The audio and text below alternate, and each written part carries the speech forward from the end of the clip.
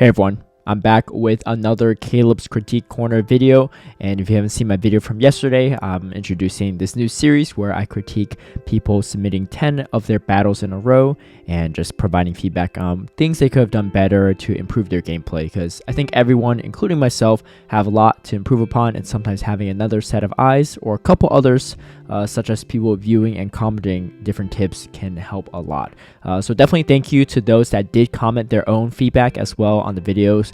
The previous video. I'm sure that in this video and last video and all future videos, I might miss a few pointers, or I might also be wrong about some of my critique and feedback. So feel free to correct me or provide additional feedback. I do appreciate everyone kind of helping out and chiming in there. In today's video, I have some footage from Cheeks for Weeks, and this is also going to be some Master League footage. So we're going to dive straight into it and see kind of how these battles played out. Before we get into the battles, a big shout out and thank you to all my patrons who've been supporting my content creation.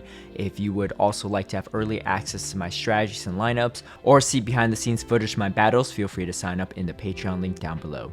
Taking a quick look at the team that Cheeks for Weeks is running, it is going to be a Mamoswine, which is the best buddy, with a Zacian and a Yveltal in the back. And so looking at this team before we even get into it, a few core breakers for sure for this team. Not completely unmanageable, but definitely some things you don't really want to see. Is a Ho-Oh. It's going to be very strong, especially because the incinerate damage just really adds up against the Mamoswine.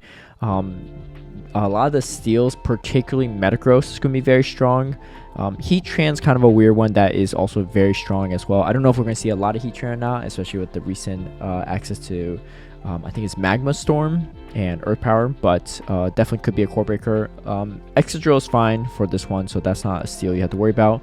And Melmetal is not too bad too. I think it's kind of manageable. I will say Kyogre is also kind of annoying because the waterfall damage is very strong against Mamoswine, and you can't really swap into anything here. I mean, you have to swap into Zacian, I would assume, but Zacian and Yveltal aren't really checks to Kyogre. They just kind of play neutral. So let's see how Cheeks for Weeks plays out these battles. Again, these battles are on 2x speed, and I'll probably pause and rewind if need be. Alright, I didn't get a chance to see Elo in that first screen, but we'll take a look at it in the second battle. Zacian lead here is not too bad.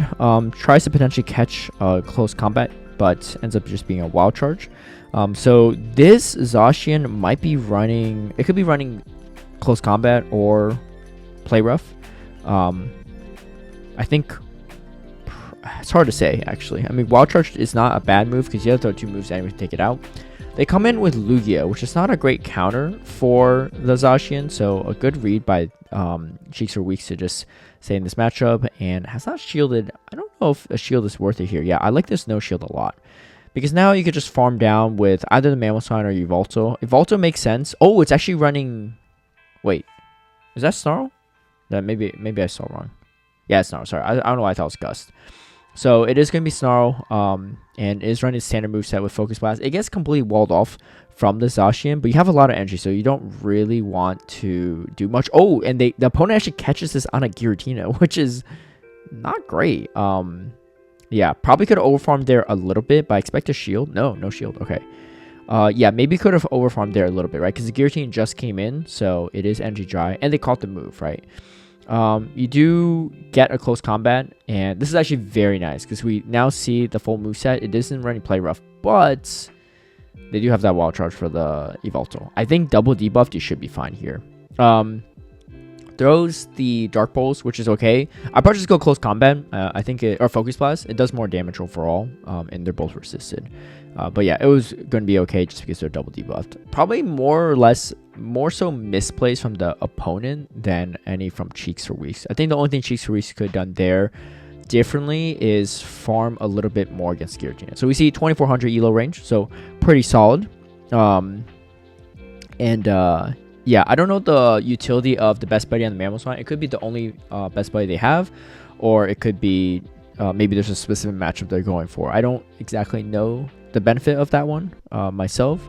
If it were up to me, if all three are options, I'd probably go Zacian just for the CMP, because you see more Zacian than opposing Mamoswine, right?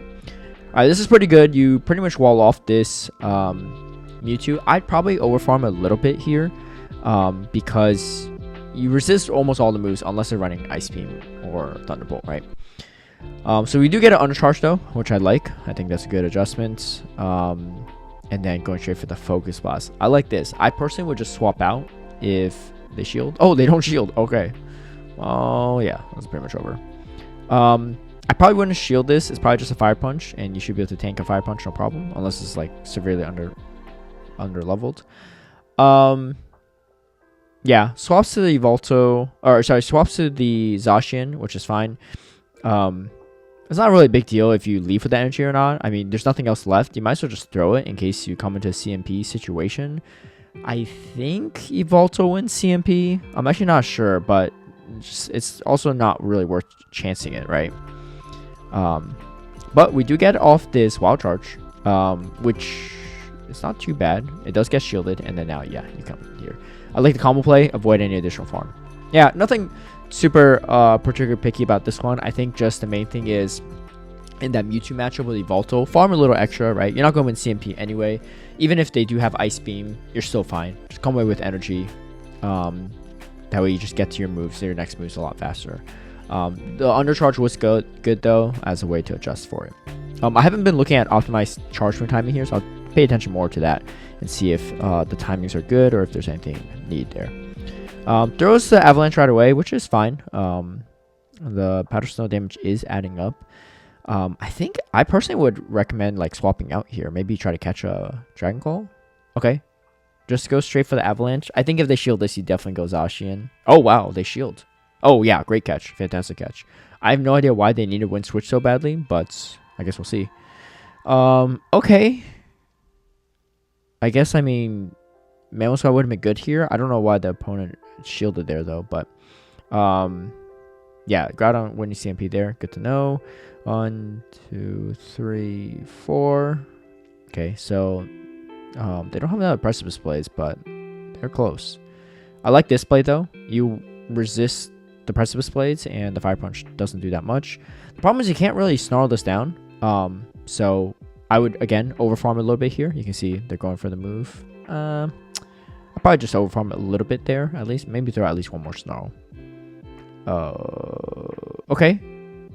This is a little tricky. But let's see how it goes. I think you just go straight for this. Yeah, let's find a farm here. I think it's one of those, I don't know if they planned this or not, but I think it might have been like kind of one of the like gut reactions there is to swap out when they swap, right? So right here, well, one, I think the main thing is if you go overfarm this a little bit, you'll be closer to Focus Blast. Shields are down, right? Yveltal's going to be really good there. So you throw the Dark Pulse, and they come in Dialga, right?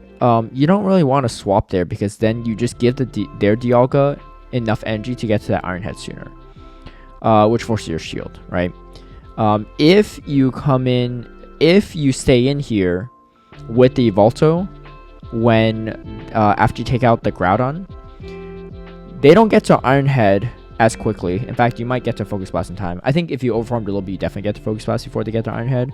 I'm actually not sure on timing if without that, but either way, their win con there at that point is to catch a move on their Dragonite, instead of you needing to, instead of this situation, right?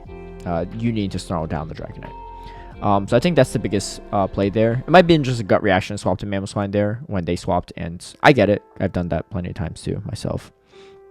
But yeah, that would be probably the win con there. Maki Saito, I actually played against this person in Sylph sometime recently.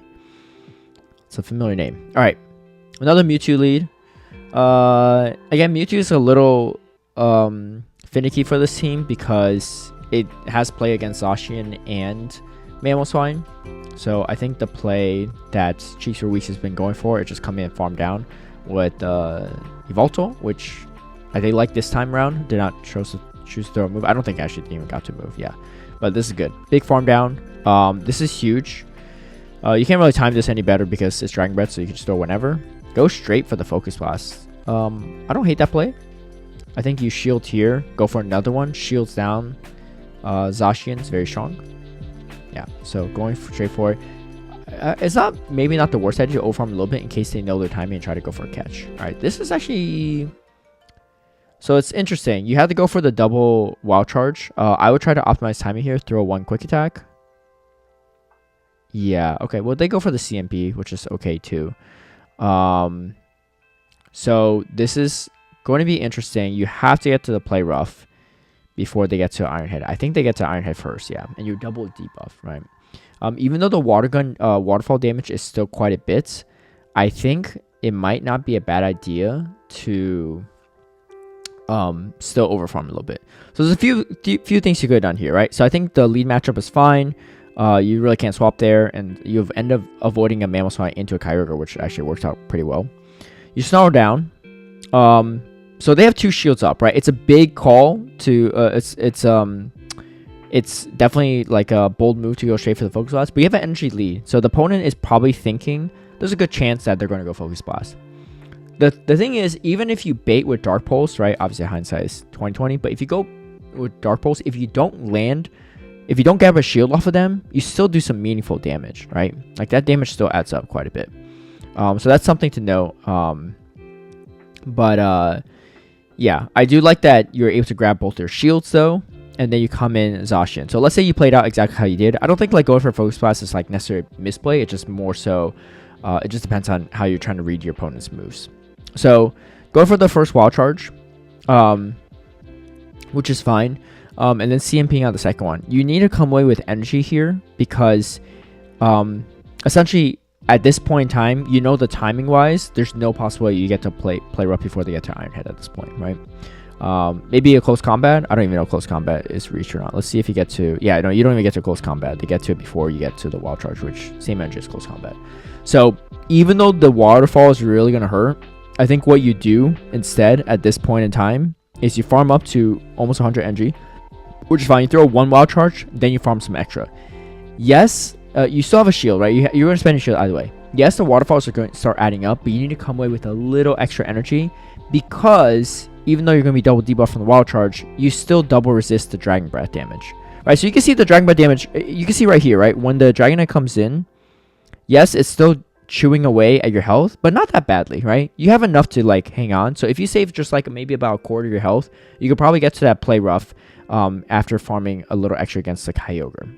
Because again, the Dragon Breath damage, even while double debuff, is not as bad, right? So, yeah. So that would be my recommendation for that specific matchup. I think again, the throwing straight Focus Blast or first baiting there is maybe a personal preference, or maybe read on your opponent. But when Dark Pulse is neutral, it's not the worst thing in the world. All right. Giratina is interesting because you can't really swap to your Evolto. So here's the thing: they let it go. Evolto might be kind of tough in this backline. This is my prediction because they have a Giratina lead, right? And Dialga's not really a strong counter, so Evolto might be kind of useless here. So you definitely need shield advantage or even shields to come away with this. Going for the bait there again, I don't think it's a terrible play because you get some value. Oh, actually, they don't even shield. Okay. Actually, Evolto's not too bad here. I mean, it's neutral. So, yeah, they just didn't have a strong Evolto check, which is fine. 3 turn to 3 turn. No problem. You just throw whenever. I like this, too. You want to just grab the shields. Probably no shield this. Yeah. You want to put this down into Wild Charge range. I probably wouldn't even shield this one. Yeah, I like that play. Just go straight for the Wild Charge. Yeah, the timing on this one's pretty important. Going straight for the play rough is fine, actually. Yeah, they don't shield it. Yeah, that's fine. You better just shield this one. You can no shield, I guess, but it doesn't matter. They're not going to get to another move. So you might as well, yeah, it doesn't really matter. But, alright, good stuff. Yeah, that was well played. No complaints there. Obviously, you could have gone for the high horsepower, but again, the Avalanche still did plenty of work there too. And they had 2 shields, so going for the Avalanche, not a bad idea. Alright, 3-2 there. Really solid. Alright, let's get into the second half of the battles. Overall, the team looks actually pretty solid. We haven't seen any Kyogre leads. We haven't seen any Metagross leads. We haven't seen any Heatran leads. Oh, Jinhee. What? This is one of my old locals from Atlanta, Georgia, actually. Wow. I actually saw her at a recent regional, but yeah, that's wild. She's still on my friends list too. Yeah, we used to catch a lot of Pokemon together back before PP was even around. All right. So Iron Head is gonna be shielded, and you did bait with the avalanche. So this avalanche is good if you can get the second one or the third one off, right? If you can't survive long enough to get it, then you might as well just go for high horsepower. But again, this is Best Buy Mammoth, so maybe there is some tech there. Yeah, okay, so good. Good understanding of your matchup, and you win switch, and you're on even shields. And this is good because one, you have the. Oh wait, I just realized this is a Snarl. I thought it was quick attack this whole time. I don't know why. Someone actually asked about quick attack versus Snarl in the previous video, and oh, this is fantastic. You just completely locked this in. You're good. I think quick attack is actually a little better. It's a 2-turn move, which are usually a little bit easier to use. Good optimized timing there. But also you're better into the fairies, and yes, the Snarl's better into Giratina and Mewtwo, but you never really snarl them down anyway. And it's better against Steel, but you don't really snarl them down as you use your charge move, right? Nice, I like that. Just go straight farm down here. 3-turn doesn't matter. You just throw whenever. I'd probably go for the Focus Blast after this one. Again, it does a little more damage for resisted, but they can't really snarl you down. Oh, go for a play rough. Okay, I think you could probably just go double wild charge, right? Isn't there one shield to beast? Yeah. That's fine. Yeah, because the main thing is like you don't have to worry about not debuffing at that point. You still have a shield. The Snarl's not going to do any extra damage, right? You just get to the second wild charge sooner. Yeah, well played. No complaints there. I think the main thing is maybe throw a Focus Blast at the Zacian if you can. Does a little more damage, but honestly, it didn't actually make a difference in the end.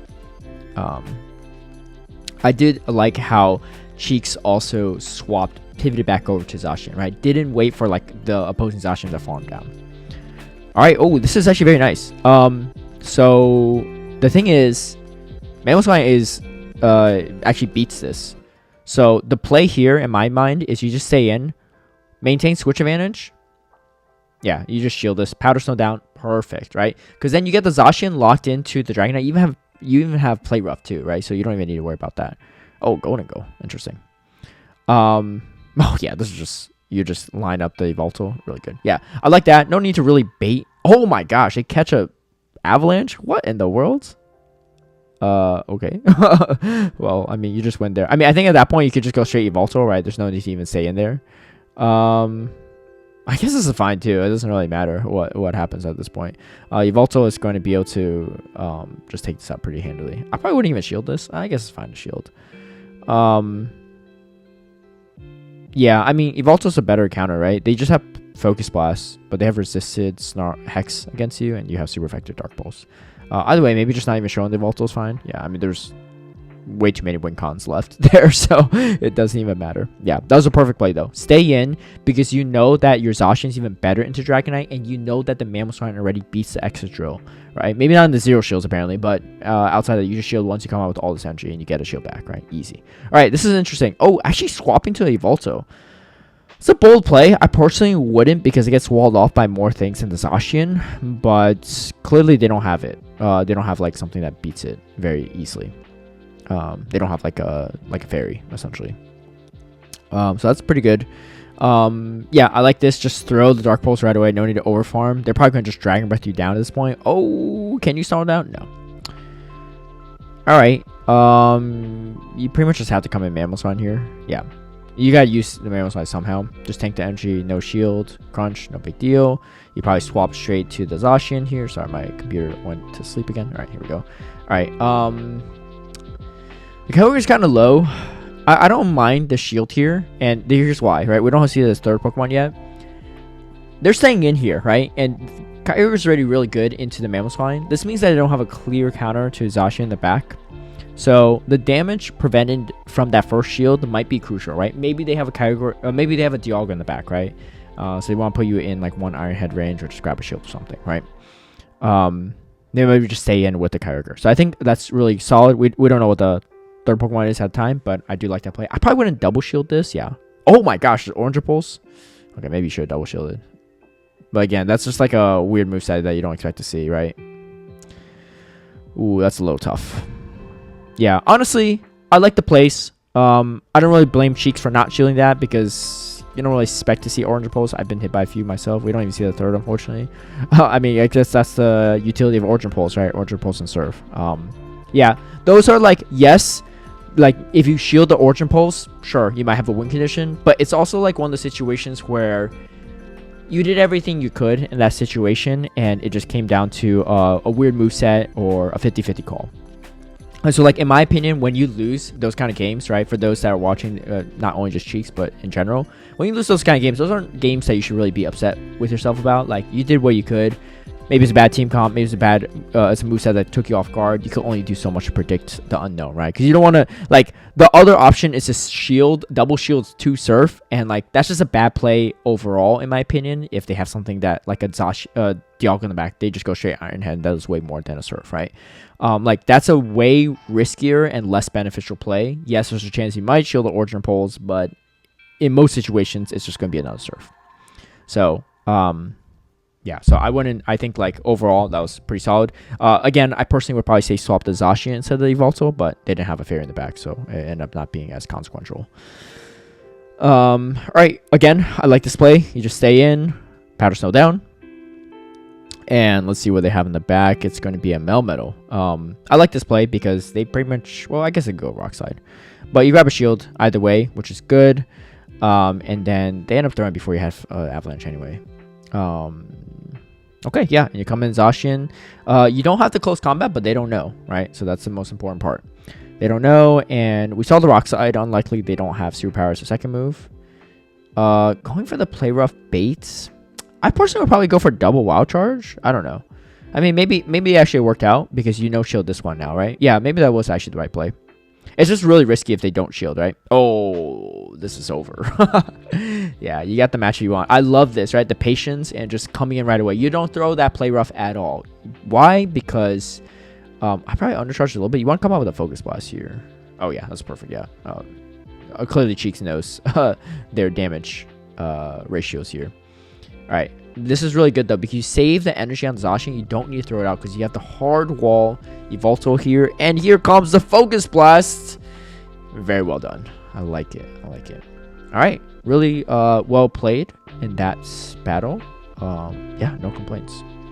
Even the bait on the play rough bait was a good call. Again, that's like, yes, it's kind of a risky play, but high risk, high reward. And I think, you know, the worst case scenario, you don't land a play rough, but you put it closer in wild charge range. Like, I don't hate that play, right? Because you could take another Rock Slide. So again, me personally, I thought I probably would have gone for the wild charge, but I don't think there's anything wrong with that play. Oh, okay. In this situation, you actually do have the best buddy coming in handy. You win CMP. We see a Mamoswine lead, which is not usually something you see a mirror matchup. All right, so they both know shields. You win CMP. I like this. And if they shield, you just come in Zacian and just farm down, right? Oh, they come in Zacian. Oh, okay. So this is a quick attack, right? So this is another reason why I like the quick attack variant more. You win the mirror matchup because you're just doing neutral, right? Or not. Yeah, you have to go for the play rough here because you can't really swap out, right, to your Yveltal. They might be running Wild Charge close combat. Yeah, it looks like they are. I mean, it's a chance that they're also running play rough, but they just know that they're going to outpace you because they came out with more energy. All right. Good timing. Really good optimized timing there. You throw one Snarl and then throw. Yep, same thing. Really nice. Fantastic. They double shield too. Wow, do they have a Yveltal on the back as well? Ooh, that is really scary. But you do have a shield. After shield. I mean, it's going to be a Wild Charge, right? Wild Charge close combat. The good news is this is not a play rough, but it's still a lot of damage. Oh my gosh. Okay, yeah. It's the same exact mirror team. What in the world? What are the odds of that? Yeah, I think Quick Attack, unfortunately, would have been just better in that situation. A good reason to run Quick Attack. But honestly, winning CMP ended up panning out not so great because the opposing Zacian was able to farm down. Yeah, I don't know. I think in that situation, Cheeks did everything they could there. But that's it. That's it for the battles, the last one. And again, I think losing the two that Cheeks lost there, I think there wasn't too much that they could have done in that situation. Because if you try to over farm down the opposing Mamoswine, then they just throw the Avalanche ahead of you, right? You don't want to burn a shield there. So there's no way you would have known the backline matchup. But again, for those specific losses, I say, you know what, shrug it off. It's not a big deal. It's something that you couldn't control. But overall, really great job from Cheeks for weeks. And I don't know if they just started playing GPO later this season and are just now starting to climb, or maybe they just struggled in other metas but was really good in Master League. But when I was watching those battles, I saw really solid plays overall. And honestly, being veteran at this stage in GBL of the season is not a big deal too. It's not a bad thing by any means. But I think, yeah, I mean, if Cheeks hasn't hit Legend before, I think they're definitely well on their way. And yeah, really well done. The team overall looked a lot better in practice than on paper. I wasn't sure the main one was going to do that well, but it looked really good. So it might be something. Well, I was going to say something I tried, but I don't have the resources for the Yveltal and Zacian. But anyway, thank you and shout out to Cheeks for Weeks for submitting the battles. If I miss any feedback or other people have different takes on it, feel free to drop it down below. Again, the feedback on the last video was really great from people. They were respectful, but also critical and helpful. So please keep up those nice vibes. Appreciate it. And if you would like to have your battles reviewed and critiqued by me on this channel, feel free to record 10 battles in a row, just like what you saw for Cheeks for Weeks, and shoot me a DM on Twitter. Drop in a Google Drive. It's probably the easiest way for me to do it, or a Dropbox, some way for me to download it. No need to edit anything. I can edit it all on my own. Continuous footage is ideal, but if not, no big deal. And yeah, thank you all so much for those that have submitted footage already. I'm going through these day by day. Really excited to see these battles. It's fun just to see different battles I don't know the outcome of, but also provide some of this feedback. And honestly, we've seen some really good stuff from everyone too. So thank you all for watching. If you like this video, feel free to give it a like and share, subscribe for future content, hit that notification bell to get alerted right when I post a new video, and I'll catch you all next time. Bye.